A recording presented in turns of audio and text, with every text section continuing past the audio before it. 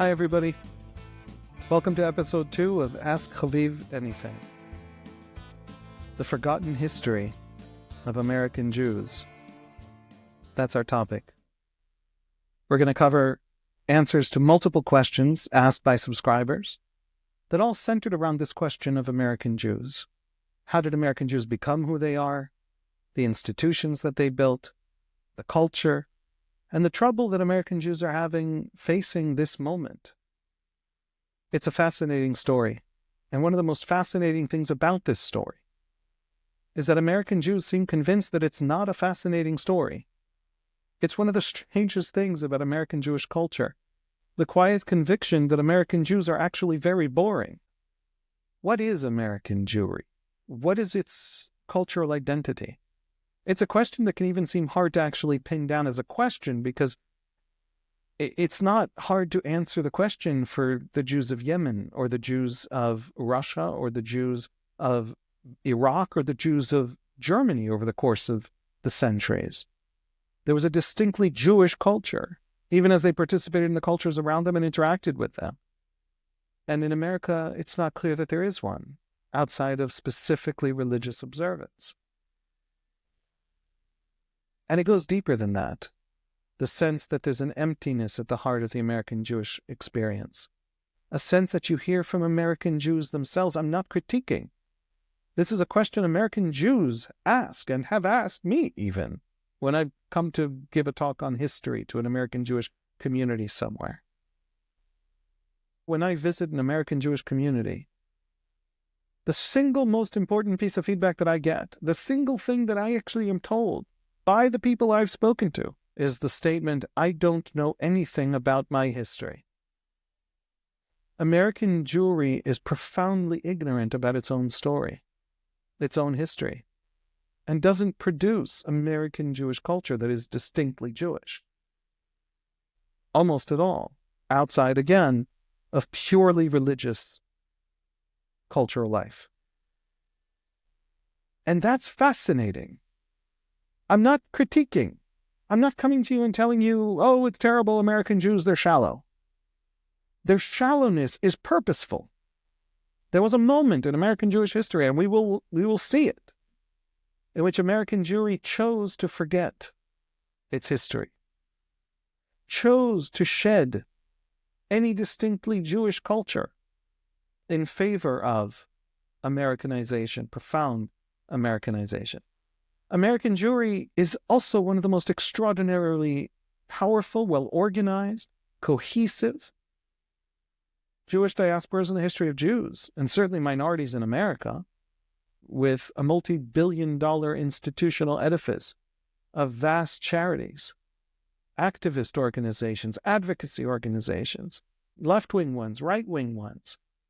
It's a community that is at once extraordinarily strong, cohesive, has a powerful sense of self, and extraordinarily weak. And without that sense of self, it's a very confusing and strange community. And their strangeness is fascinating. And they're mistaken in thinking that they're boring. And we're going to learn that story today. Before we dive in, I want to tell you that this episode is sponsored by Joe and Shira Lieberman to commemorate in each episode somebody who fell on October 7, 2023. Today we remember the father of my wife's dear friend Shaked Haran. His name was Avshalom Haran, Avshal, as everybody who knew him called him. Avshal was murdered on October 7 by Hamas terrorists who had infiltrated Kibbutz Be'eri while he was standing in the door of his home protecting his family, fighting to protect his family. Many members of the family were killed. 7 members of the family were taken hostage that day. His wife Shoshan, their daughter Adi, Avshal's sister Sharon, and her daughter Noam. His son-in-law Tal, husband to Adi, and Adi's 2 children, Naveh, who was 8 years old when he was taken hostage, and Yehel, who was 3. 6 of the 7 were returned to us in the November 2023 deal. The 7th, Tal, remains a hostage in Gaza, and we pray for his return soon. Avshal was a noted economist. Avshal was a pillar of the kibbutz. Avshal was the CEO of something called Meshek Kibbutzim, which was the commercial arm of the kibbutz movement. Avshal was the CEO of one of the largest printing presses in Israel, the printing press of Kibbutz Be'eri, which is very, very well known. He was a man of tremendous kindness, a philanthropist, a doting father and grandfather. He is survived by his wife, 3 children, and 5 grandchildren. Who are American Jews? Where do they come from? And why don't they know who they are and where they come from? We're going to run through a lot of history very fast to get to the meat of the story. The Russian Empire absorbed millions of Jews for the first time in the division of Poland. There were 3 specific divisions of Poland, 1772, 1793, and 1795. The empire had vast lands that it wanted to populate with subjects of the empire because it had recently conquered those lands from the Ottomans. And they encouraged the Jews to move to those areas. They founded new cities like Odessa, and they encouraged Jews to populate them.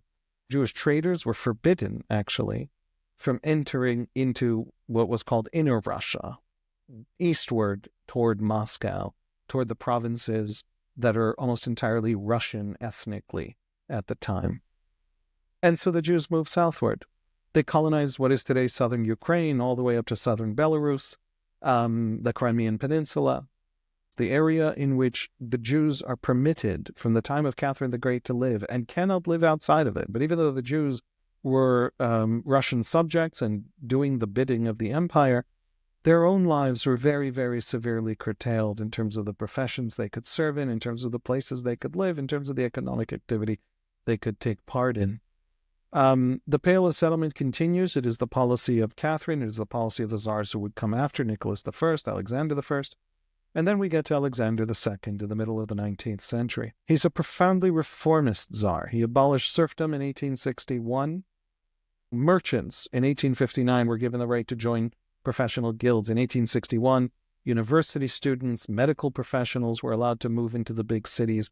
In 1865, that was expanded to certain craftsmen. In other words, people who were deemed useful to the empire, useful to the urban economies of the empire, were given many, many more opportunities than most Jews. Most Jews were still very, very restricted. But because Alexander II had a general liberal attitude and generally also wanted Russia to catch up very quickly to the Central European kingdoms and empires and to Western Europe, Jewish intellectuals held out real profound hope that the imperial administration that Alexander II was pushing toward that modernization would abolish the Pale of Settlement and allow the Jews to take a full part in the life of the Russian Empire.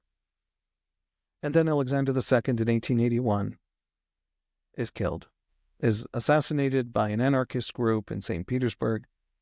His son, Alexander III, takes power. His son was raised by Eastern Orthodox conservatives and led a profound reaction within the imperial administration that included many, many different aspects of rolling back his father's policies, but one of them was toward the Jews. The May laws of 1881 restricted where Jews could live, reinforced the Pale of Settlement, rolled back some of the things that his father had done to allow more Jews to have more freedom of movement within the empire.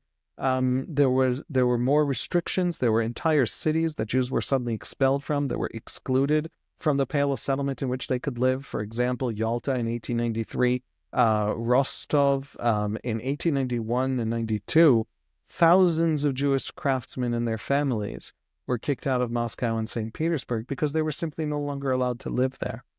It was a turning on the Jews that was accompanied, that was the top-down attack on the Jews under Alexander III, but it was accompanied from 1881 on by pogroms against the Jews, of violent outbursts of popular violence throughout the Southern Empire, what was called the Southern Empire, essentially present-day Western and Southern Ukraine. The first pogrom in mid-April of 1881 begins in Elisavetsgrad, and many, many more famous pogroms would follow in Kiev and Odessa and perhaps most famously in Kishinev, which is in present-day Moldova. Pogroms would come fast and furious and escalate over the next 40 years, reaching a crescendo during the Russian Civil War of 1918 to 1921. In the end, six-figure number of Jews would die, maybe 200,000 over the course of those 40 years. But the belief that pogroms were coming for you, that you would end up experiencing them, was a normative belief among Russian Empire Jews. My great-grandma Dora fled the pogromist mob as it was coming down the street when she was only a little girl with her family in Odessa. And so it was the lived experience of these Jews, and they begin to flee in their millions. At first they flee west to the immediate neighbor of Russia, the Austro-Hungarian Empire. So many Jews cross the border in flight, in fear, to the Austro-Hungarian Empire, that the Austro-Hungarian Empire becomes convinced that it's a Russian plot to dump its Jewish problem on them. It causes a diplomatic rift between the Russians and the Austrians, to the point where the Austrians cancel negotiations for a major loan to the Russian Empire, which it needed to sustain its military forces in between all the many wars it was fighting with the Ottomans, something like 44 wars in 65 years. The Russian Empire is actually hurt diplomatically by this mass Jewish flight. But of course, the Jews don't stop in the Austro-Hungarian Empire.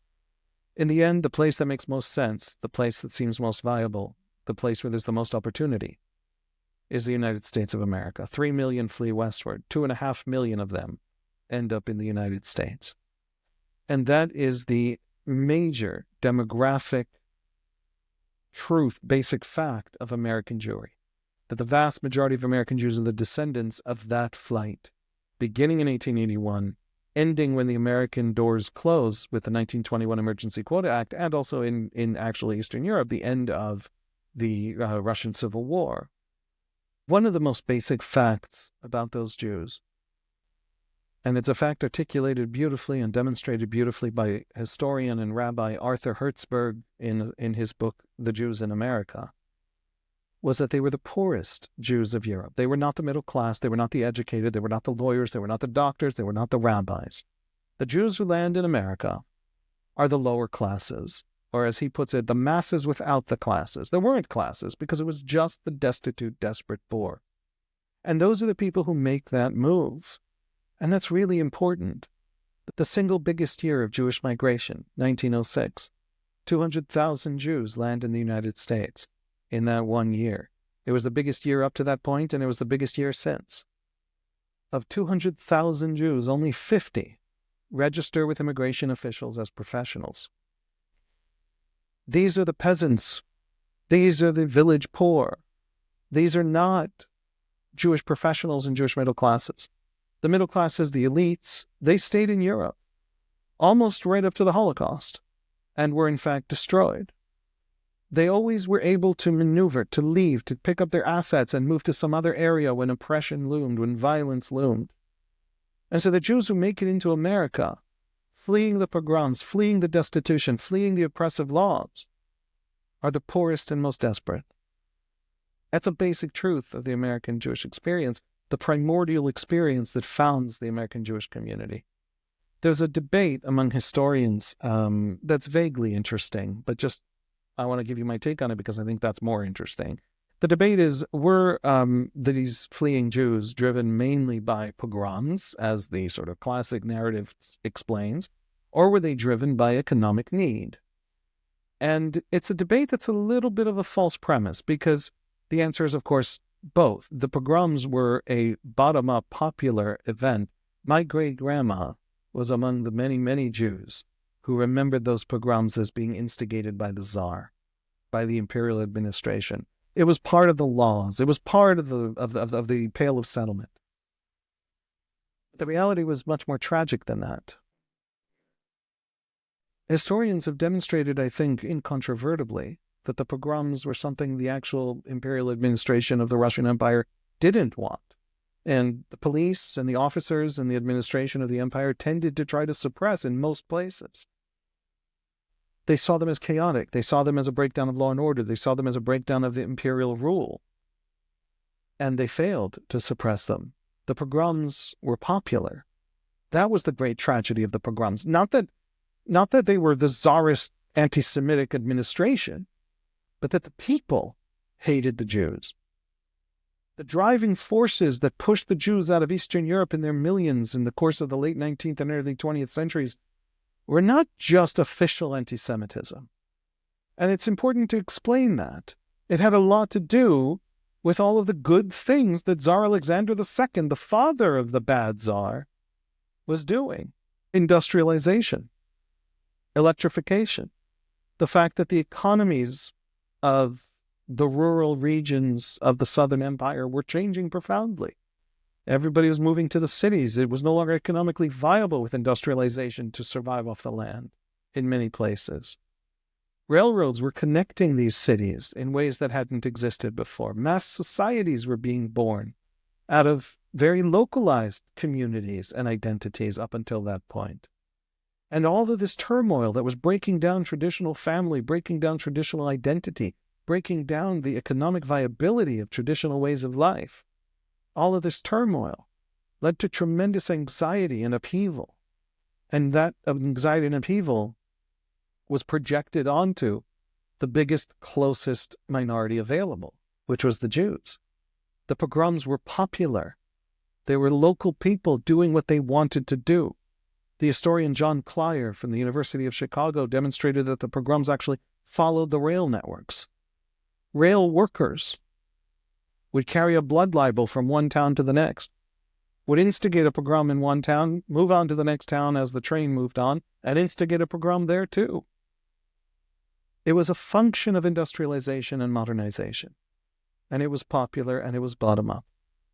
Jews were absolutely driven out by anti-Semitism and absolutely driven out by poverty, like the Irish immigration to America, like the Italian immigration to America, but also the anti-Semitism, which was unique. And how do we see this? In his book, Europe Against the Jews, the historian Götz Ali points out that of the many immigrant populations that moved to America during the 19th century, huge numbers went back. In the panic of 1907, the financial collapse of 1907, over the next 18 years or so, from 1908 to 1925, 57% of Italian immigrants returned to Italy. 40% of Polish immigrants returned to Poland, 64% of Hungarians, 67% of Romanians, 55% of Russians. Among Jews, it was just 5%. And his explanation is very simple. He quotes Israel Zangwill, the British Jewish author, giving a speech in 1908 in London. And he's talking about this vast Jewish immigration, which again, the peak year, 200,000 Jews in a single year, landing in America was just 2 years earlier. And he says, what home does the Jew have to return to? 300,000 Italian immigrants just returned home to Italy in 1908 because of the crash of 1907. Well, what if a Jew did that? What if 300,000 Jews did that? The Jew was made to flee without a passport. He can't return, Zangwill says. In a pamphlet that same year, Eugene Doctor, a German writer, an author, he says that the anti-Semitic hatred driving the Jews westward was going to escalate, and it was going to turn dark. Jews, he wrote, no longer knew where they should tread or lay their heads. And if a solution wasn't found, the situation in the East would come to a boil. One fine day, Doctor wrote, even this situation will be swept away, and all we'll have will be the revival of the old refrain, the Jew must be burned alive. It's chilling to think that those words are written in German in 1908 about what the Jews are fleeing. Folks, there's the pull factor of America, and there's the push factor of anti-Semitism and oppression. And both drive the Jewish turn to America. Once the Jews land in America, they can't go back, unlike every other immigrant group. And who receives them in America? Here we open a new chapter in the story. We actually take a step back.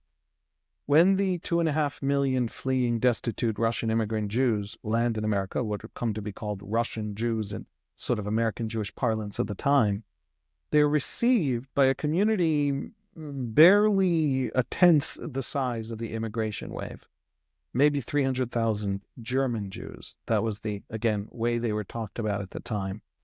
They are immigrants to the United States from Central Europe, German-speaking immigrants, who arrived between 1820 and 1860, most of them in the 1840s and 50s. They've established tremendous numbers of Jewish institutions, but they come in this enormous wave of German immigration that is non-Jewish. There's this vast migration of German-speaking Jews that from 1820 to 1860 take the American Jewish population from about 6,000 to about 150,000.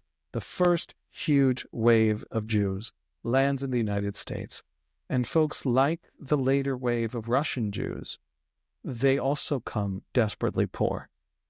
Not quite as desperate, not quite as poor, not quite as chased out as the Russian Jews who would come later. But they couldn't stay. It was a general policy of villages in Bavaria. 50% of the Jews who arrived from Bavaria. That if a Jew was going to join a village, and I don't mean move to the village, I mean be born to a family living in the village, then another Jew would have to leave. Because the total number of Jews in a village law stipulated, had to remain the same. And so huge numbers of young Jews had to leave the villages of Bavaria. And they made their way. They made their way over to the United States in this massive wave.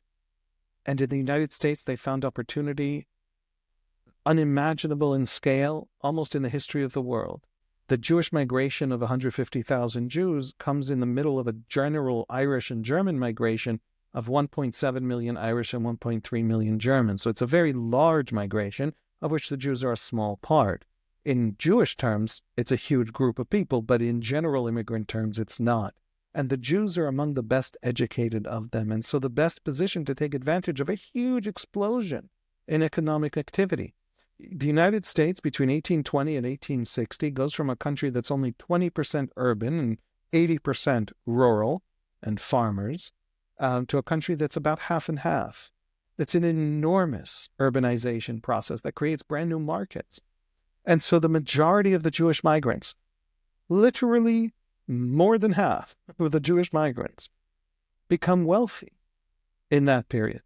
Marcus Goldman, that's Goldman of Goldman Sachs.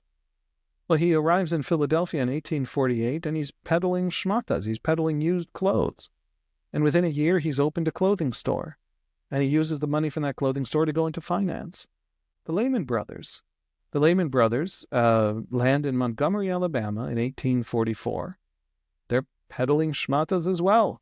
That's what they know how to do. Henry, Emmanuel, and Meyer Lehman. The next year, 1845, they open a store. They seem to understand something about prices going up and down and go into cotton brokering. And that's the beginning of Lehman Brothers. And that's the general story of this immigrant wave of Jews. And so 300,000 Jews who are settled, they're already 2 generations in America, they're well-to-do, they're established, in 1881 begin to absorb into them what would be 2.5 million, almost 10 times their number.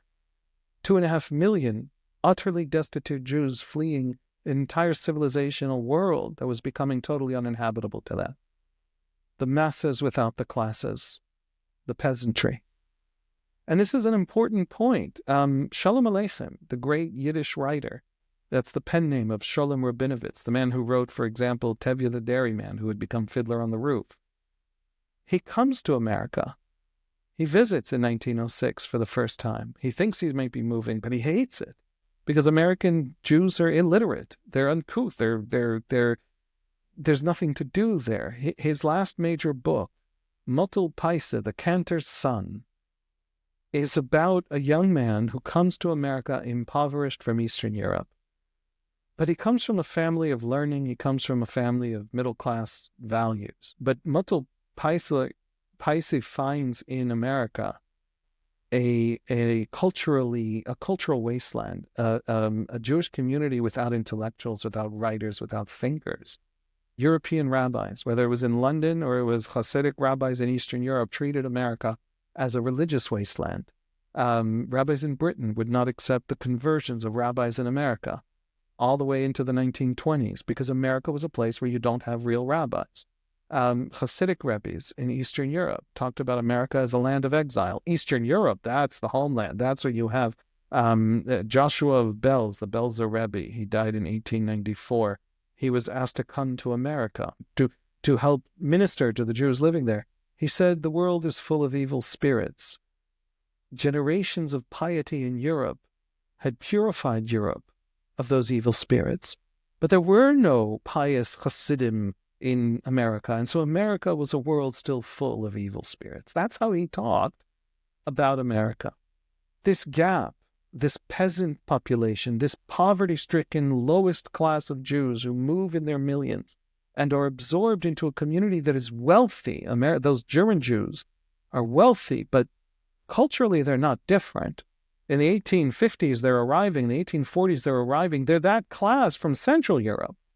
The great rabbis and great thinkers and great intellectuals, some arrive and their names become famous, but most do not. And so America is born, because it's born from the lowest class, the American Jewish community, from the lowest class of Jew in Europe, the least educated, the least literate, is born as a community without tremendous Jewish learning and institutions of cultural creation. And one of the first things that American Jews do at every turn, literally from day one, is take care of each other. And that brings us into the story of the creation of the unbelievable institutions, unparalleled institutions. No other community, no other subgroup, no other part of America, a minority in America, has anything remotely like it. Of the American Jewish institutional life, of the federations, of the tremendous numbers of advocacy groups and charities. It's actually unique.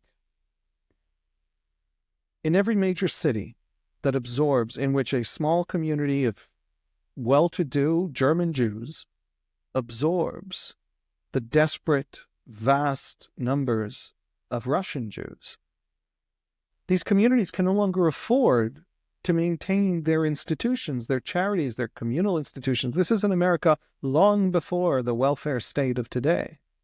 They can no longer afford to do it on an ad hoc basis. The old age home and the Jewish hospital and the burial society and the school can't all afford to each have their own fundraiser who goes around, and depending on the specific charisma of each specific person, that's the budget of that institution for that year. There's just not enough money. Every dollar matters. Then you get the first proper federation, and that's established in 1895 in Boston. And it's all the Jewish charities who come together around a single table and say, we're going to fundraise together, and we're going to disperse the money together, because not a single dollar can be spared. And so based on need, we're going to give this out. The second federation, that shouldn't be a surprise, is founded in Cincinnati, Ohio in 1896, in Chicago in 1900, in St. Louis, in Philadelphia, in Milwaukee, in Cleveland.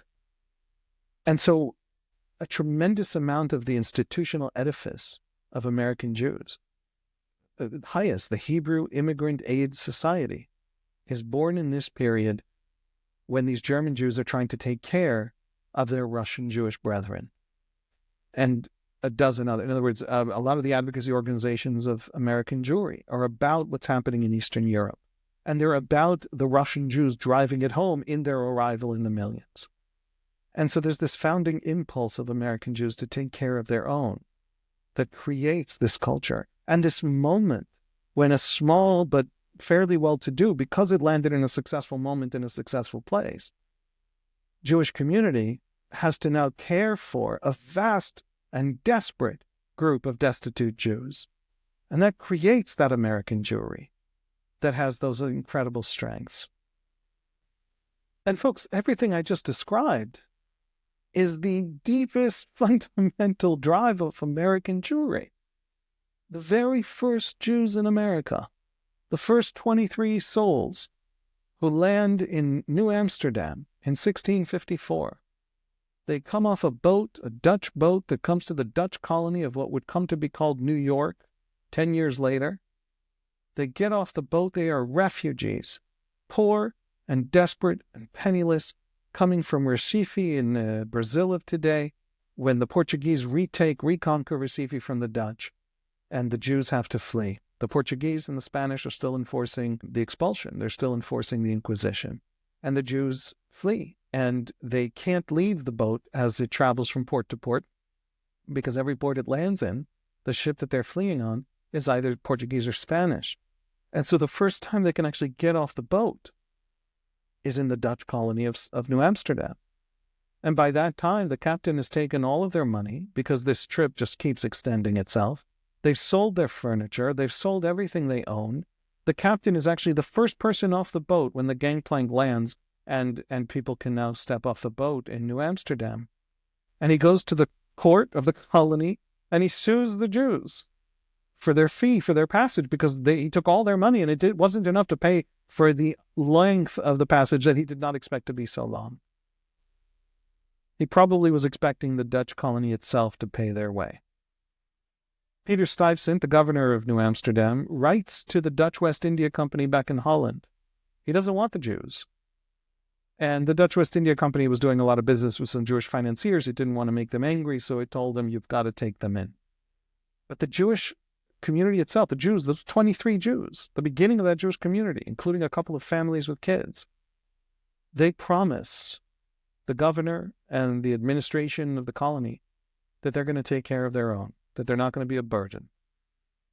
The very first Jewish New Yorkers were penniless refugees who had to promise to take care of their own as a condition for being allowed to stay. And that's the story of the German Jews, and that's the story of the German Jews absorbing the Russian Jews. And that basic premise of taking care of each other is so fundamental that maybe that constitutes the non-religious portion of what it is to be an American Jew, in identity and culture. American Jews will go to bat for Israel. They'll go to bat for hungry Jews in Ukraine in periods of poverty in Ukraine after the fall of the Iron Curtain. They'll go to bat for Soviet Jews trying to get out of the Soviet Union. American Jews will organize and they'll mobilize like almost no other American minority. There have been many, many mass mobilizations and movements in America among many minorities. But the Jews have been extraordinary among them to help other Jews. And you see it again and again and again over 250 years. At some point you have to say, maybe this is the content, the substance. Why? Because they're born as refugees. It is a community born in the experience of destitution and desperation. And there's one last piece. The Great Rebellion. It isn't just that American Jews are almost to an individual the descendants of the poorest, least educated, and most desperate of European Jews. It isn't just that they flee waves of violence and oppression. It isn't just that all the elites, the professional elites, the tradesmen, the rabbis, the scholars all stay behind. It goes deeper. Because other immigrant communities, the Italians and the Irish, for example, built Catholic churches and brought their priests with them and respected them more in America than they ever respected them back in the old country. And the Jews did not. The Jews did not like their rabbis. When a rabbi landed in Chicago and declared himself chief rabbi and went around to the slaughterhouses and to the butchers and various restaurants of the Jews and tried to impose a unified kosher certification system, he was run out of town. The Jews of America didn't want the reestablishment of the Jewish elites and communal institutions that had existed in Eastern Europe and resisted it at every turn and hated the rabbis at every turn. Not all of them, not everybody, but most. Why? Why were the Jews uniquely committed to not rebuilding the communities that they had left compared to other immigrant groups? It wasn't an accident. It was a function of real pain and real trauma. In 1827, in order to sustain the military deployments that the empire needed, the Russian Empire begins to impose a mandatory draft on minorities, on Poles, on Jews. Until 1827, Jews are double taxed. One tax, the regular tax, and the second tax in lieu of military service. And then in 1827, the state, the empire, comes looking for soldiers. For other communities, non-Jewish communities, conscripts were from 18 to 35, and they would be taken to military service, which could be 25 years, but they were adults. Among the Jews, the age limits were dropped down to 12.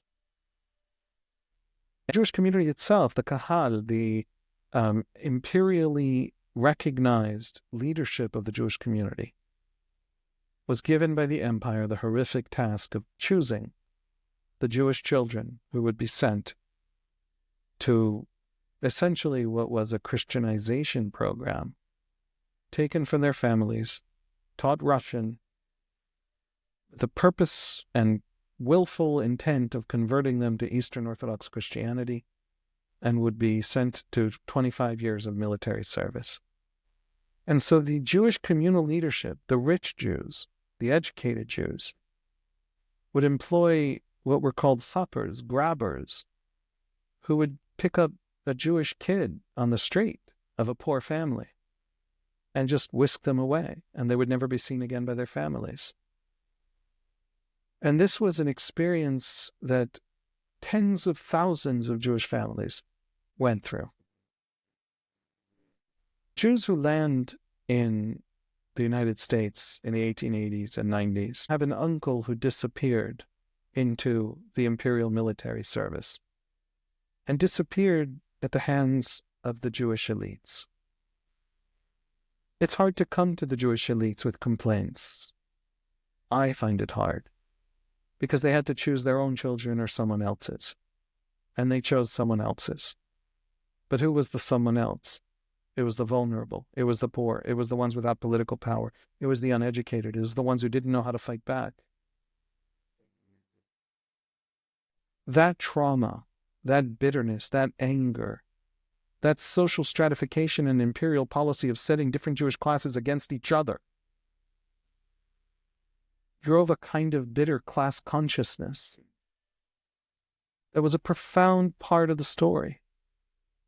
Jews who land in America produce poetry in English, in Yiddish, expressing bitter and deeply personal memories about family members who had been whisked away to the Tsarist armies.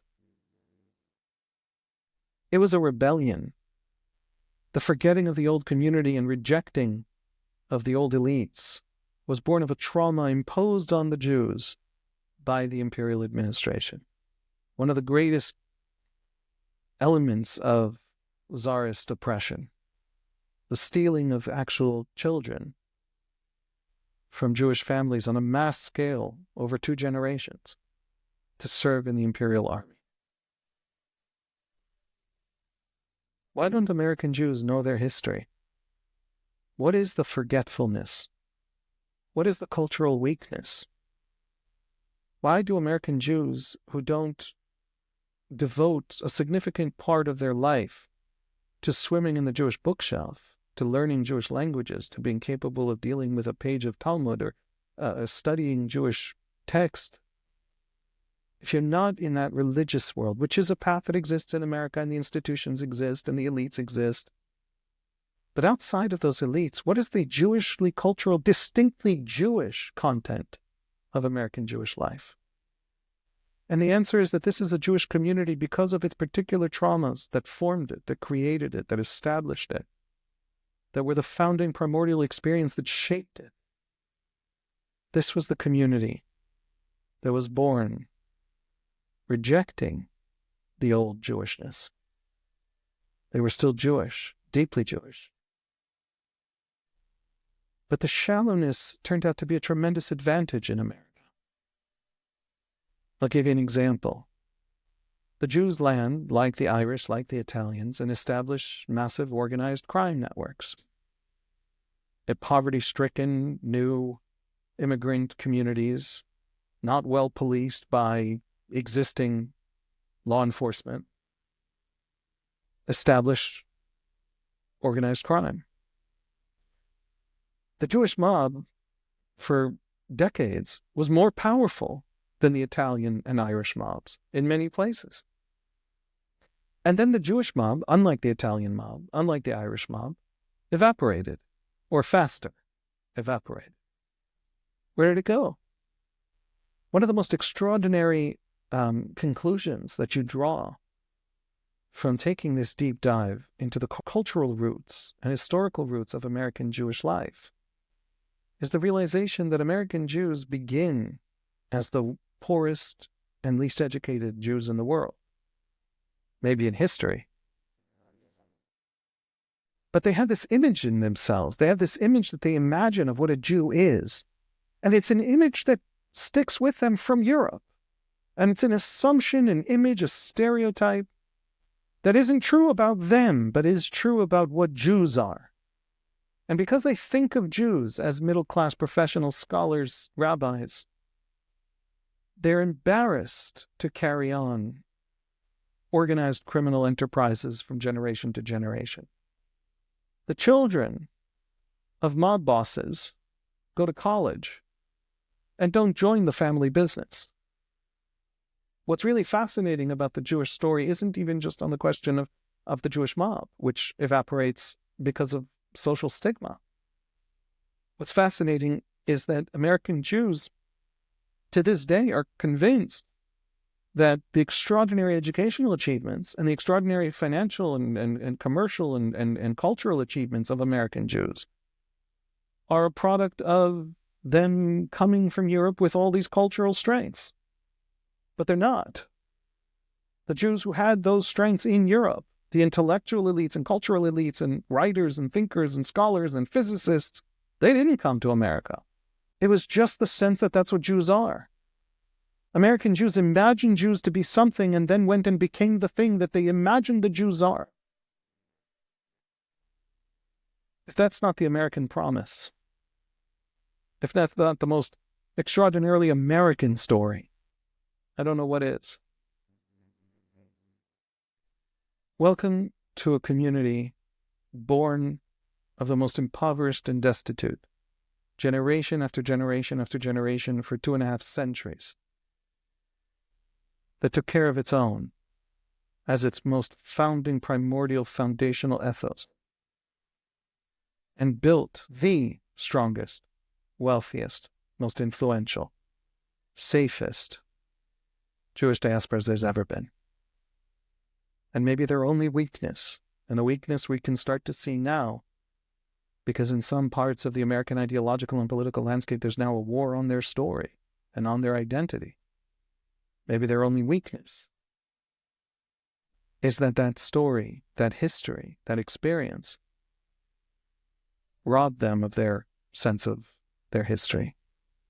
They forgot where they came from. All of that story shrunk to a cartoon version of Fiddler on the Roof. It's time for American Jews to remember, to relearn their history, to rediscover their strength. Thank you so much for listening. I'll see you in episode 3.